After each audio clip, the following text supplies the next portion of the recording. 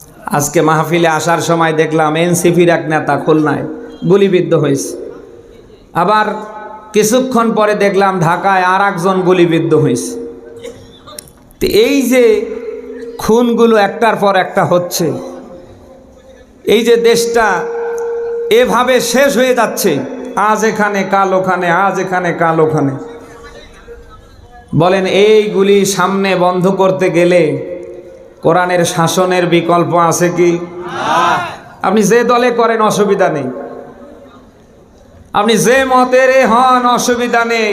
আপনাকে আমি বলছি, বাংলাদেশের পরিবেশ পরিস্থিতি যেটা এই মুহূর্তে আমরা ফেস করছি, এটা বন্ধ করতে গেলে আল্লাহর আইনের শাসন বাস্তবায়নের দরকার আছে না নেই? আপনি দল ভিন্ন করেন, আপনাকে স্বীকার করা লাগবে মানুষের তৈরি করা মতবাদ দিয়ে, আইন দিয়ে, বিধান দিয়ে এই পৃথিবীতে শতভাগ শান্তি প্রতিষ্ঠা কেউ করতে পারেনি, আগামীতেও কেউ করতে পারবে না। শতভাগ শান্তি প্রতিষ্ঠা হবে তখন আগামীর বাংলাদেশে কোরআনের রাজ কায়েম হবে যখন। যে দলেই সামনে ক্ষমতায় আসুক, সে বিএনপি হোক, জামাত হোক, চরমনাই হোক, যে দলেই আসুক, আমাদের অসুবিধা নেই। আমাদের চাওয়া থাকবে 54 বছরে যেহেতু মানুষের তৈরি করা আইন দিয়ে, মতবাদ দিয়ে দেশের মানুষকে কেউ শতভাগ শান্তি দিতে পারেনি, আমাদের চাওয়া থাকবে যারাই ক্ষমতায় আসবে অন্তত তারা যেন আল্লাহর কোরআন দিয়ে আগামীতে দেশটা চালা শুরু করে। আমরা দেখতে চাই এই বাংলাদেশে কোরআন দিয়ে দেশটা চললে কেমন দেখা যায়, চাই না আমরা? কে ক্ষমতায় আসবে ওটা আমাদের দেখার না, যেই আসবে সবার কাছে আমাদের চাওয়া থাকবে আমরা দেখতে চাই আল্লাহর কোরআন দিয়ে আগামীতে দেশটা চললে কেমন দেখা যায়। বলেন বলেন, একই কোনো দলের কথা, একই কোনো রাজনৈতিক কথা, এটি কি মুসলমান হিসাবে সবার কথা না? সবার চাওয়া না? সবার শাসন দেখা শেষ, আমরা সামনে আল্লাহর কোরআনের বাংলাদেশ দেখতে চাই। যা আভাস আমরা পাচ্ছি, আমার মনে হয় আগামীর এই বাংলাদেশে কোরআনের রাজ কায়েম হবেই হবেই ইনশাআল্লাহ।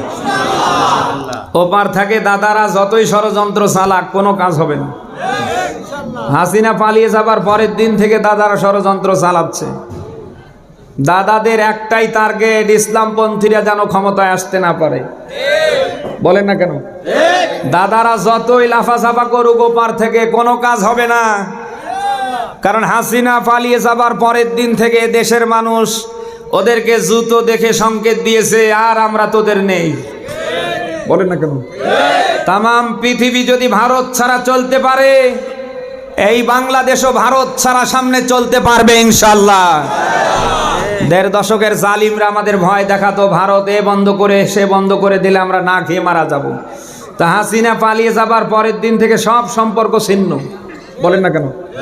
তো এতদিন তো আমরা মরে ভূত হবার কথা না? বলেন না কেন? এতদিন আমাদের প্রত্যেকের কবরে একেবারে ঘাস জ্বালিয়ে যেত না? কই আমরা তো মরিনি, বরং ওদের সময়কার চেয়ে আমরা এখন অনেক ভালো আছি।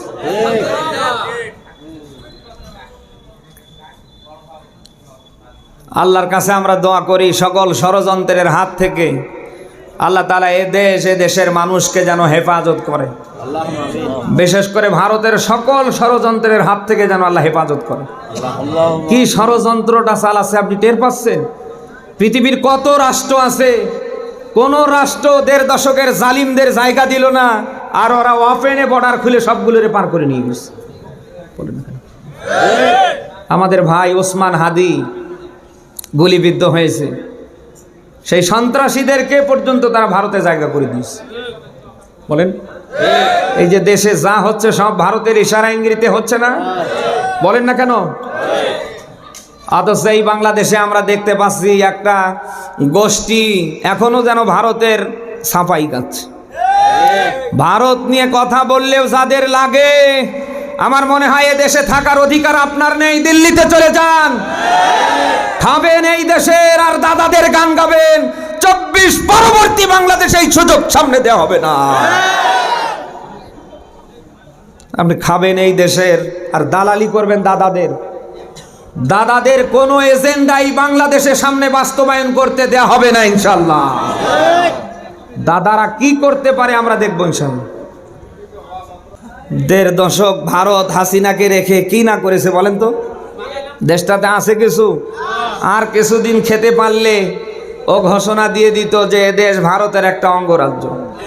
হাসিনাকে দিয়ে যে শখ তৈরি করে ফেলেছিল, ও যদি এটা পূরণ করতে পারতো, ঠিকই একদিন সে ঘোষণা দিত বাংলাদেশও ভারতের একটা অঙ্গরাজ্য। বলেন না কেন? ভারতের ইশারা ইঙ্গিতে এত কিছু করার পরেও আপনি এখনো ভারত নিয়ে কথা বললে আপনি ঠিক থাকতে পারেন না, আপনার গা জ্বালা পোড়া করে। আমি বলছি এ দেশে থাকার দরকার নেই, আপনি ওই দেশে চলে যান, যান দাদাদের দেশে চলে যান। কত বড় রাজনীতিবিদ হয়েছেন, ওখানে গিয়ে রাজনীতি করেন। প্রাণ প্রিয় দিনাজপুর মাসে এই জন্য আমাদের সিদ্ধান্ত নেওয়া লাগবে, আমরা যারা মুমিন আমাদের জীবন চলে যেতে পারে অসুবিধা নেই, কিন্তু আমরা কোনোভাবে ঈমান বিক্রি করতে পারি না। মুমিন তো কখনো মাথা নত করে না, হোক না সে বন্দি কারাগারে। মুমিন কোনো ভয় ভীতি করতে পারে না। আল্লামা সাইদি বলে গিয়েছিল না, 500 বছর বিড়ালের মতো ম্যাও ম্যাও করে বেঁচে থাকার চেয়ে 1 ঘন্টা সিংহের মতো বাঁচতে চাই। আমরা কোনো দাদাদের আর গোলামি করতে চাই না, কারোর দাসত্ব এই বাংলাদেশে আর আমরা মানতে চাই না।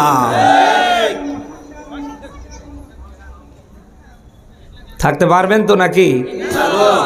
আছে যা কপালে হবে তা সকালে। মুমিনদের কোনো ভয় নেই, ভীতি নেই। সূরা তাওবার 51 নম্বর আয়াতে আল্লাহ নিজেই ব্যাখ্যা দিয়েছেন। ওই সময় তার রাসূলকে আল্লাহ ডেকে বলছিলেন, হে রাসূল আপনি বলেন, কুল্লা ইউসিবানা ইল্লা মা কাতাবাল্লাহু লানা হুয়া মাওলানা ওয়া আলাল্লাহি ফালইয়াতাওয়াক্কালিল মুমিনুন। আল্লাহ তার রাসূলকে সান্ত্বনা দিচ্ছিলেন, হে রাসূল আপনি বলুন, আমি আল্লাহ যেটা নির্ধারণ করেছি, যেটা লিখে রেখেছি, এর সে আমার বান্দা বান্দির কম হবে না, বেশিও হবে না। কে বলছেন? আমার এই 4 ইঞ্চি কপালে যেটা লেখা আছে এর কমও হবে না, বেশিও হবে না। আমার রিজিক যদি থাকে ওই জেলখানায়, আপনি ঠেকাতে পারবেন না। আমার মরণ যদি থাকে আপনার হাতে, তামাম বাংলাদেশের মানুষ আমার সেফটি নিরাপত্তার জন্য কাজ করলেও আমার ঠেকাতে পারবে না। কারণ আমার এই 4 ইঞ্চি কপালে যেটা আল্লাহ নির্ধারণ করেছে, আজ না হোক কাল ওটা হবেই। এই জন্য আছে যা কপালে হবে তা বলেন বলেন। আর আল্লাহ তাআলা তার রাসূলকে যেন এই কথাই বলছেন, ওয়া আলাল্লাহি ফালইয়াতাওয়াক্কালিল মুমিনুন। হে নবী আপনি মুমিনদের বলুন তারা যেন আমি আল্লাহর উপরে ভরসা রাখে। মুমিনদের ভরসা রাখার দরকার কার? না ভারতের প্রতি? এই মুমিনদের ভরসা কার প্রতি থাকবে? তামাম পৃথিবীর মানুষ আপনাকে ত্যাগ করতে পারে, আর আল্লাহ যদি আপনার সাথে থাকে তামাম পৃথিবীর মানুষ আপনার কাছে হেরে যাবে। এই জন্য খাইতে নিতে উঠতে বসতে সর্বদা সব সময় আমাদের একটাই যেন টার্গেট থাকে, আমাদের ভরসা থাকবে আল্লাহর উপরে।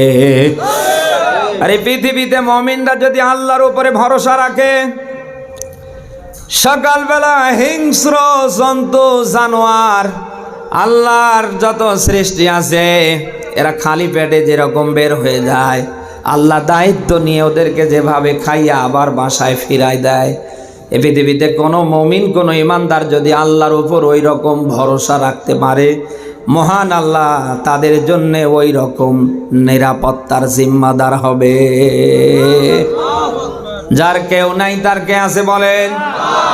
হযরত ইউসুফ আলাইহিস সালামের জীবনে আপনি মিলান, জুলাইখা ষড়যন্ত্র করে তারে এক পর্যায়ে ঘরে আটকিয়ে ফেললেন, জানলা দরজা সব বন্ধ করে ফেললেন। হযরত ইউসুফ আলাইহিস সালাম পৃথিবীর কারোর ওপর ভরসা করেননি, ওই সময় ভরসা যেন করেছিলেন কার? আল্লাহর উপর ভরসা করতে গিয়ে মহান আল্লাহকে জুলাইখার ষড়যন্ত্র থেকে ইউসুফকে বাঁচিয়ে দেননি? বলেন বলেন। আপনি হযরতে ইউনূস আলাইহিস সালামের দিকে তাকান। মাছ যখন হা করে তারে গিলে ফেললেন, 40 দিন মাছের পেটের ভেতরে, জানালা নাই, দরজা নাই, এই যে ঘর অন্ধকারে। হযরতে ইউনূস আলাইহিস সালাম পৃথিবীর কোনো মানুষের উপরে ভরসা করেননি, একমাত্র ভরসা করেছিলেন কার উপরে? আল্লাহর উপরে। ইউনূস আলাইহিস সালাম ভরসা করতে গিয়ে মহান আল্লাহকে অবশেষে তারে জিন্দা বের করেননি? বলেন। হযরত আইয়ুব আলাইহিস সালামের জীবনী দেখেন। 18 বছর আল্লাহ তাকে রোগ দিয়ে রাখলেন। প্রত্যেকটা রাতের শেষ অংশে ফেরেশতা এসে জিজ্ঞেস করতেন, আল্লাহর নবী আইয়ুব, আমার আল্লাহ জানতে চেয়েছেন আপনি কেমন আছেন। হযরত আইয়ুব আলাইহিস সালাম ফেরেশতার কথার শেষে বলেছিলেন আলহামদুলিল্লাহ। এক পর্যায়ে আইয়ুব আলাইহিস সালাম জিহ্বা নাড়াতে পারে না, পুরো জিহ্বা যেন ঘা দিয়ে ভরে গিয়েছে। হযরত আইয়ুব আলাইহিস সালাম আল্লাহরে ডাকলেন, আল্লাহর উপরে ভরসা রাখলেন, আল্লাহ তুমি রোগ দিয়েছো, তুমি রোগ থেকে আমারে মুক্তি দিতে পারো।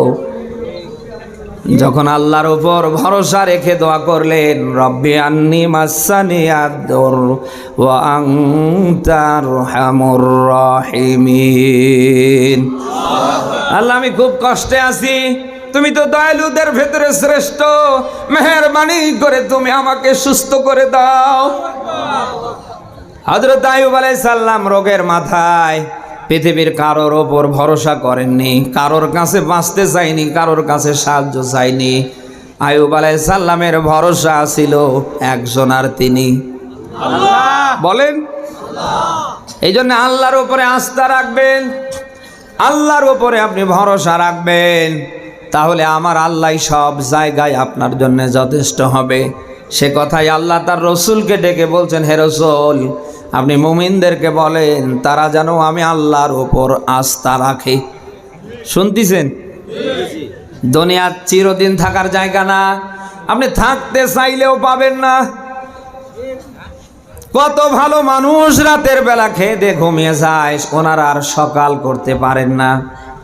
ওরে ভাই, আপনি আমিও তো আজ রাতের বেলা খেয়ে দিয়ে ঘুমিয়ে গিয়ে আপনার আমার জন্যেও তো আর সকাল হতে নাও পারে। কত ভালো মানুষ দেখেন খেয়ে দিয়ে ঘুমিয়ে যায়, উনি আর উঠতে পারে না। 8টা-10টার ভিতরে পুরো এলাকা ছড়িয়ে যায়, অমুক আর নেই। বলেন তো আপনার আমার জন্যে এই রাতটা এরকম হতে পারে কিনা? যেহেতু দুনিয়া থাকার জায়গা না, থাকতে চাইলেও যেহেতু পাবো না, কখন কোন সময় যে আজরাইল এসে সামনে খাড়া হবে এটাও তো জানি না। আমার মনে হয় এখন থেকে আমাদের সবার সিদ্ধান্ত নেওয়া উচিত, আমি কি করছি আর আমার করার কথা কি। আমি কি করছি আর আমার করার কথা কি। আমি দুনিয়ায় যা করছি কিয়ামতে আল্লাহ তো আমারে তাই দেবে। আমি যদি ভালো হিসাবে কিছু করে যাই, আমার আল্লাহ অবশ্যই ভালো হিসাবে কিছু দেবে। আর মন্দ হিসাবে যদি কিছু করে ফেলি, আল্লাহ তো এটাই প্রকাশ করবে। বলেন না কেন? ওই দিন আমার আল্লাহ তাআলা প্রত্যেকটা বানি আদমকে এরকম আমলনামা ধরিয়ে দেবে। এই আমলনামাগুলি তারা চোখ দিয়ে দেখার পরে পাগলের মতো হয়ে যাবে, ডাক দেয়া বলবে, রব্বুল আলামিন এ কি দেখছি। আমরা তো ছেলেবেলায় মানুষের পেঁপে গাছে পাকা পেঁপে চুরি করে খেয়েছি, আম চুরি করে খেয়েছি, মোবাইল চুরি করেছি, সাইকেল চুরি করেছি, ও তো দেখছি সব এখানে জমা। মুহূর্তের ভেতরে মানুষগুলি ওই দিন আল্লাহর সাথে তর্ক বাঁধিয়ে ফেলবে। সঙ্গে সঙ্গে মহান আল্লাহ তাআলা মানুষের জবান বন্ধ করে দেবে, মানুষের জবান আর কথা বলবে না। মানুষের হাত আল্লাহর সাথে কথা বলবে, মানুষের পা আল্লাহর সাথে কথা বলবে। আল ইয়াওমা নাখতিমু আলা আফওয়াহিহিম ওয়া তুকাল্লিমুনা আইদিহিম ওয়া তাশহাদু আরজুলুহুম বিমা কানু ইয়াকসিবুন। সূরা ইয়াসিন 36 নম্বর সূরার 23 নম্বর পারার 3 নম্বর ব্যারিস্টার 65 নম্বর আয়াত। এটা আল্লাহ পাক বলেন সেদিন মানুষের মুখ বন্ধ করে দেয়া হবে, মুখ আর কথা বলবে না। মানুষের হাত আমার সাথে কথা বলবে, মানুষের পা আমার সাথে কথা বলবে। আল্লাহ ডাক দেয়া বলবে, বান্দার হাত বল তোরে দিয়ে কি কি করেছে। হাত ডাক দিয়ে বলবে, আল্লাহ আমার দ্বারা গোপনে সুদের লেনদেন করেছি, ওজনে কম বেশি করেছে, অন্যের জমির আইল ঠেলেছে, ওর ভোট ছিল একটা, ও জাতীয় নির্বাচনে 40 জনের ভোট একাই দিয়ে ফেলেছে। আজ হয়তো হাত আপনার কিছু বলছে না, কিয়ামতের ময়দান যেদিন আমার আল্লাহ কায়েম করে ফেলবে, ওই দিন যখন আল্লাহর আদালতে আমার আল্লাহ আপনাকে দাঁড় করিয়ে এইরকম আমলনামা ধরিয়ে দেবে, তখন হাত একটার পর একটা সব প্রকাশ করে ফেলবে। আল্লাহ পাকে ডাক দেয়া বলবে, বান্দার পা বল তোরে দিয়ে কোথায় কোথায় গিয়েছে। পা ডাক দেয়া বলবে, আল্লাহ 80 বছর হায়াত পাবার পরে বাড়ির পাশেই মসজিদ ছিল, ওরে 5 বার আসার জন্য মুয়াজ্জিন ডেকেছে, হাইয়া আলাস সালাহ হাইয়া আলাল ফালাহ, এখানে নামাজের জন্য আসো, আসলে লাভ হবে, কল্যাণ হবে। ও তো এখানে আসেইনি, অথচ পাশেই চায়ের দোকান ছিল, 14 বার করে বিড়ি টানার জন্য গিয়েছে। বাটাক দিয়ে বলবেন, রব্বুল আলামিন কত ভালো মানুষ ওরে ডেকেছিল, এই দিকে আয়, আল্লাহর কোরআন দিয়ে সমাজ চালাই, রাষ্ট্র চালাই, এ দেশটা অন্যায় অপরাধ মুক্ত করি। ও তো ওদের পিছনে যায়নি, বরং আর ওদের নিয়ে বাজে মন্তব্য করেছে। ওই এমন এমন মানুষের পিছনে গিয়ে স্লোগান দিয়েছিল যাদের চরিত্র ছিল কুত্তার চেয়েও খারাপ। ও জানতো এর চরিত্র কুত্তার চেয়েও নিকৃষ্ট, এর পরেও নাম্বারি একটা নোট আর কয়েক প্যাকেট বিড়ি আর একটু স্বার্থের জন্য ও স্লোগান পাল্টিয়ে ফেলেছিল। আপনি কি শুনতেছেন? আপনি দেখেন তো, একটা ছাগল সবার সাথে যেতে চায় না, যাওয়ার আগে অন্তত পা 2টা ধরে ব্রেক দেয় কিনা। ও চিন্তা করে 2টা মালিক কোথায় নিয়ে যায়, আমারে নিয়ে গিয়ে আমার বংশ বাড়াবে না আমারে আজকেই খেয়ে ফেলবে। একটা চতুষ্পদ জন্তু জানোয়ার ছাগল সবার পিছনে যেতে চায় না, অথচ আপনি সৃষ্টির ভেতরে ভিআইপি সেরা, আপনি কি সবার পিছনে যেতে পারেন? বলেন। এই যে ভোট সামনে আসছে, আপনি দেখবেন অনেক আল্লাহর ওলিকে একেবারে ইশরাক আওয়াবিন তাহাজ্জুদ সহ পড়ে, অথচ এমন এমন মানুষের পেছনে গিয়ে উনি স্লোগান দেবে শুধু একটা নাম্বারি নোটের আশায়। বলেন না কেন? না, এ তো মনে হয় আপনাদের এই দিনাজপুরে হবে না। হ্যাঁ, উনি নামাজ 1 ওয়াক্ত কাজা করে না, উনি ইশরাক আওয়াবিন তাহাজ্জুদ সহ পড়ে, অথচ এমন এমন মানুষের পেছনে গিয়ে একটা নাম্বারি নোটের আশায় উনি বিক্রি হয়ে যায়, স্লোগান দেয়। বলেন তো, এই পা তো কিয়ামতে বসে থাকবে না, ডাক দিয়ে বলবে, আল্লাহ তোমার বিধান দিয়ে যারা সমাজ রাষ্ট্র চালাতে চেয়েছিল, এই শয়তান এই পা ওদের পিছনে ব্যবহার করেনি, যারা তোমার বিধানের বিরোধিতা করেছিল ও তাদের পিছনে গিয়ে বিক্রি হয়েছিল। আমি কি জবাব দেবেন বলেন? অতএব যা করছেন একটু চিন্তা ভাবনা করে করেন। এই যে সূরা মুদ্দাসসিরের 38 নম্বর আয়াত আমি পড়েছি, 1500 বছর পূর্বে আল্লাহ ব্যাখ্যা দিয়েছেন, কুল্লু নাফসিম বিমা কাসাবাত রহিনা। আল্লাহ বলেন প্রত্যেকটা মানুষ কিয়ামতে ধরা খাবে তার কর্মের কারণে। এখানে আলেম যারা আছেন তারা বুঝবেন, এই যে র হা ইয়া নুন রহিন, রহিন শব্দের অর্থ হচ্ছে আটকা পড়া, ধরা খাওয়া, বন্দী হওয়া।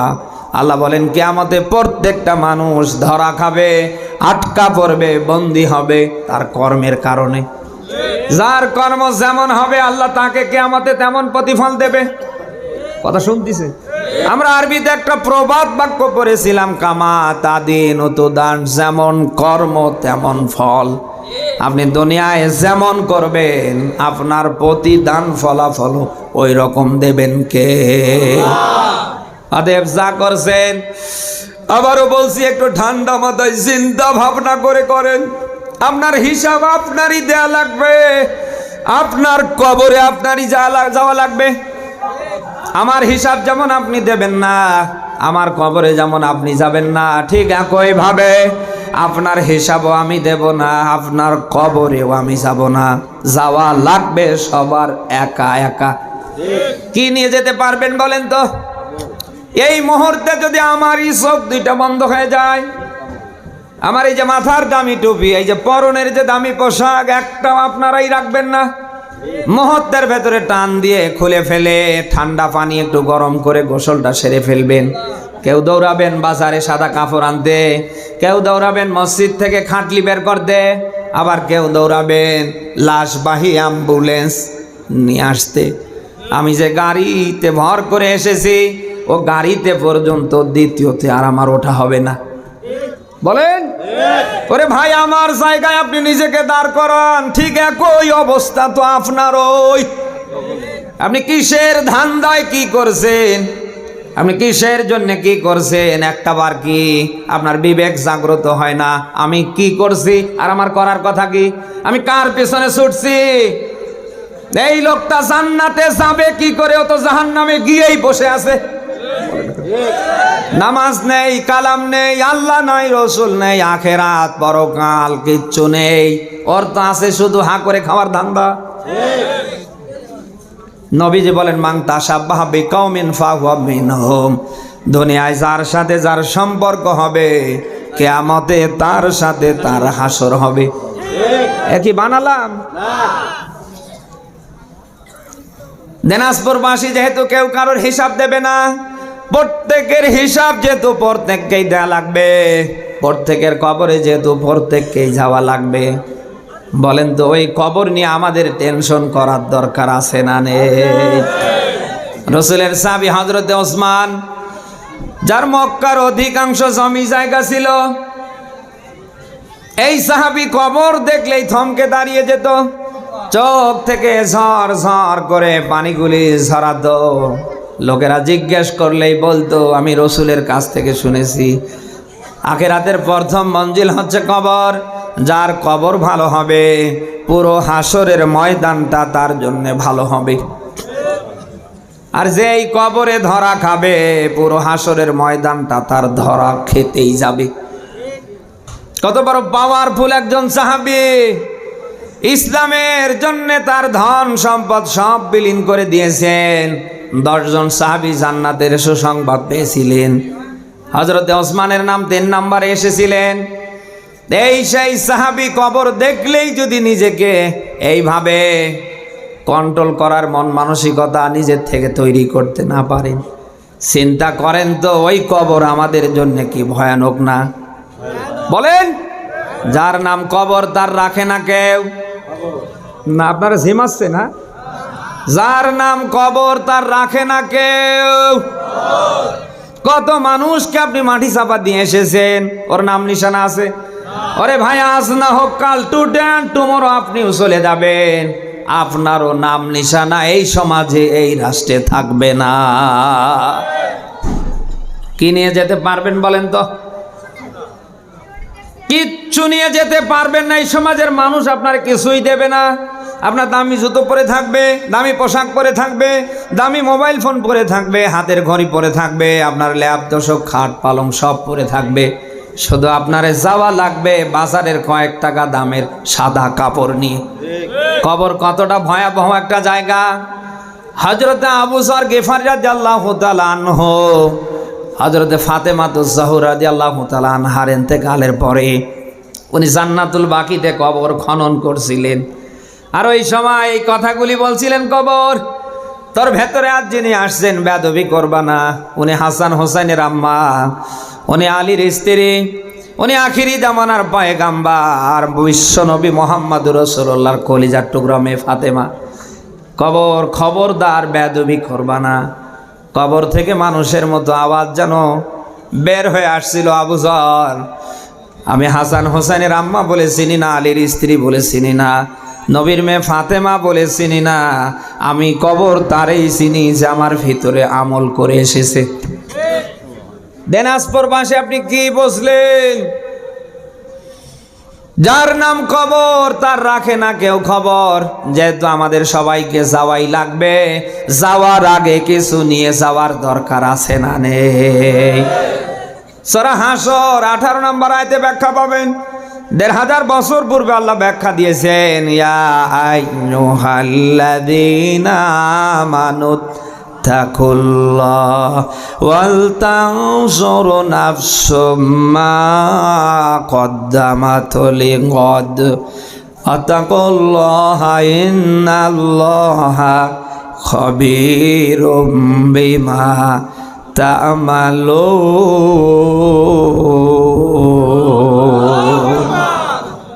দিনাজপুর বাসে আয়াতটার দিকে খেয়াল করেন। আল্লাহ সাধারণ কোন মানুষের নামে আয়াতে দেয়নি, আমার আল্লাহ দিয়েছে যারা ঈমানদার, যারা মুমিন। আল্লাহ মুমিনদেরকে ডাক দিয়ে বসে নেই, আল্লাহ কাজ ধরিয়ে দিলেন, ইত্তাকুল্লাহ, তোমরা আমি আল্লাহকে ভয় করো। ওয়াল তানজুর নাফসুম মা কদ্দামাত লিগাদ, আর পর থেকে ভেবে দেখো, চিন্তা করে দেখো, আখেরাত পরকালের জন্য তোমরা কি পাঠিয়েছো। কে বলছেন? বলেন বলেন। আয়াতের ব্যাখ্যায় বুখারীর হাদিস পাবেন। বিশ্বনবী তার আহলে বায়াতদেরকে কথাই বলতেন, আমার আহলে বায়াতরা, আমার মেয়ে ফাতেমা, আমার কলিজার টুকরো মেয়ে ফাতেমা, ভালো করে শুনে রাখো, কিয়ামতে আমি তোমাদের বাঁচাতে পারবো না। তোমরা যদি ওই দিন সত্যি সত্যি বাঁচতে চাও, তাহলে তোমাদের বেশি বেশি করে ভালো কাজ করা লাগবে। শুনতেছেন? বিশ্বনবী যদি তার আহলে বায়াতদের ব্যাপারে এমন ডিরেকশন দিতে পারে, কঠোর বার্তা প্রয়োগ করতে পারে, বলেন তো আমাদের ক্ষেত্রে আরো কি কঠোর না? বলেন বলেন। এখানে কত মানুষ আমরা বসে আছি, নামাজ নেই, কালাম নেই, আল্লাহ নাই, রসুল নেই, আখেরাত পরকাল কিচ্ছু নেই। শুধু আমাদের একটাই ধান্দা, কাক ঠকে কে বড় লোক হওয়া যায়। এই যেন এক প্রতিযোগিতার বাজার চলছে না? কি দেখতে পাই, যার যত হয় তার যেন তত আকাঙ্ক্ষা বাড়ে। এক সময় আমি হুজুরের 10 টাকা ছিল না, এখন আল্লাহ লক্ষ লক্ষ টাকার মালিক বানিয়েছে। আমার এখন টার্গেট হচ্ছে কোটিপতি হব কি করে। বলেন বলেন। আমার মনে হয় বানি আদমের পেট পৃথিবীর কোন সম্পদে কখনো ভরে না, ভরবে না। বানি আদমের পেট ভরবে তখন ও কবরে যাবে যখন। বানি আদমের পেট কবরের মাটি ছাড়া কখনো ভরে? বলেন বলেন বলেন। অতএব যারা যেখান থেকে এসেছেন, আপনাদেরকে অনুরোধ করে বলছি, ভাই যা করছেন একটু ঠান্ডা মাথায় চিন্তা ভাবনা করে করেন। দুনিয়ায় যেমন কর্ম করবেন, কিয়ামতে কিন্তু আল্লাহ তেমনই প্রতিফল দেবে। ওই দিন এই যে আমল নামাটার কথা বললাম, এটা যখন আল্লাহ এরকম করে উড়িয়ে দেবে, উড়তে উড়তে কারোর ডান হাতে, আবার পেছন দিক দিয়ে কারোর বাম হাতে আসবে। সবাই যে ওই দিন আমল নামা ডান হাতে পাবে, ব্যাপারটা এরকম না। আবার সবাই যে পেছন দিক থেকে বাম হাতে পাবে, ব্যাপারটা এরকম না। দুনিয়ায় যাদের যত বেশি ভালো কাজ হবে, কিয়ামতে আল্লাহ তাদেরকেই কেবল ডান হাতে আমল নামা দেবে। আপনি যদি ডান হাতে আমল নামা পেতে চান, আমি আপনাকেই বলছি, আপনাকে সিদ্ধান্ত নেওয়া লাগবে, যখনই আপনি ফ্রি হবেন আপনাকে ভালো কাজে মগ্ন হওয়া লাগবে। বলেন। ১৫০০ বছর পূর্বে আল্লাহ তার রসুলকে জানিয়েছেন, হে রসুল, হে নবী, আপনি যখন এই সময় পাবেন, ফ্রি হবেন, তখনই আপনি আমার ইবাদত বান্দেগিতে মগ্ন হবেন। ফাইদা ফারাগতা ফানসাব ওয়া ইলা রাব্বিকা ফারগাব। বলেন আল্লাহু আকবার। হে রাসূল, আপনি যখন এই ফ্রি হবেন, যখন এই সময় পাবেন, তখনই আমার ইবাদত বান্দেগিতে আপনি মগ্ন হবেন। আমাদেরও ইবাদত বান্দেগি বেশি বেশি সামনে বাড়ানোর দরকার আছে না নেই? আজরাইল কিন্তু পিছনে ঘুর ঘুর করছে, জানি না কখন কোন সময় কার সামনে এসে দাঁড়িয়ে যাবে। আমি আপনি যদি সারা বাংলাদেশেরও মালিক হয়ে যাই, আর আজরাইল যদি একবার এসে সামনে দাঁড়িয়ে যায়, ওর ঠেকানোর শক্তি আছে? বলেন বলেন। দিনাজপুরবাসী আপনি যদি সারা পৃথিবীরও মালিক হয়ে যান আর আজরাইল যদি একবার আপনার সামনে চলে আসে, আপনাকে ছেড়ে দেবে? বলেন। মরণ থেকে নমরুদ বাঁচতে পারেনি, ফেরাউন বাঁচতে পারেনি, সাদ্দাত বাঁচতে পারেনি।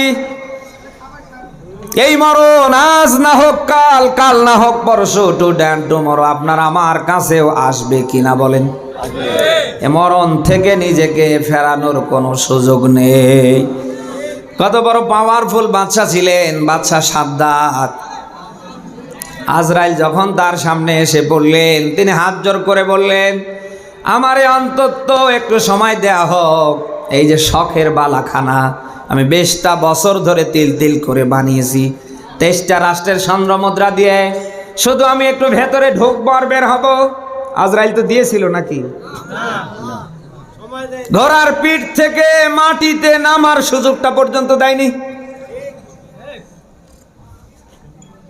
আদেব সেই মরণ পিছনে ঘুর ঘুর করছে, জানি না কখন কোন সময় কাকে ধাক্কা দিয়ে ফালিয়ে দেবে।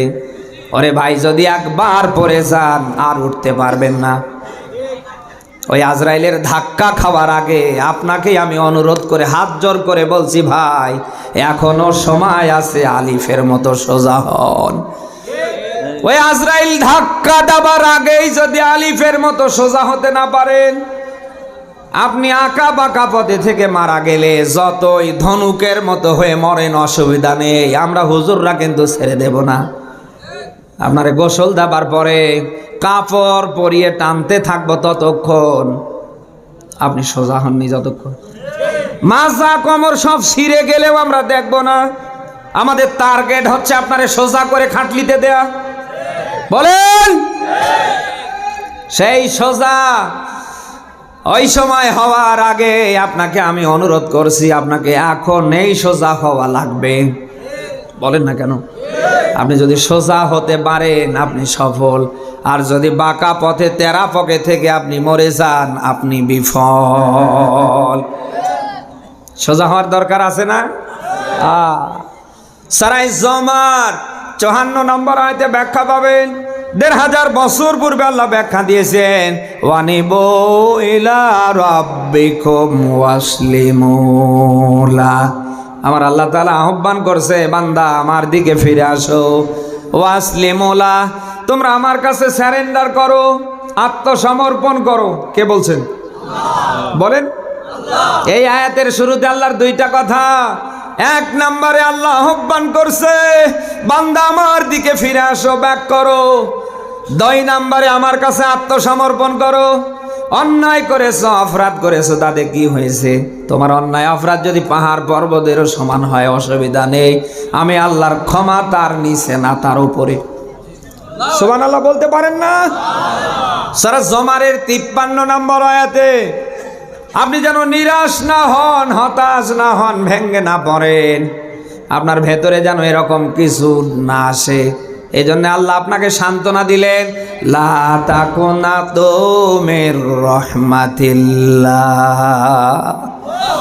ও বান্দা, অন্যায় অপরাধ করেছে, তাতে কি হয়েছে? অসুবিধা নেই। আমি আল্লাহ বলছি, আমার রহমত থেকে তুমি নিরাশ হবা না।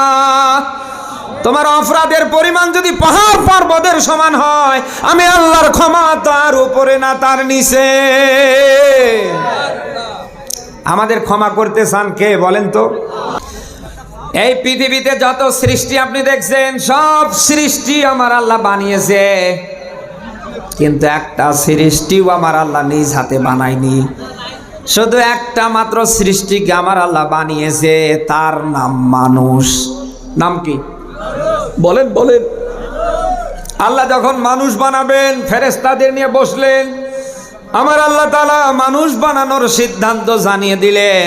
ফেরেশতারা ডিনাই করে বসলেন, আল্লাহ এদেরকে বানানোর দরকার নেই, এরা দুনিয়ায় যাবার পরে এই করবে সেই করবে। বলেন না কেন?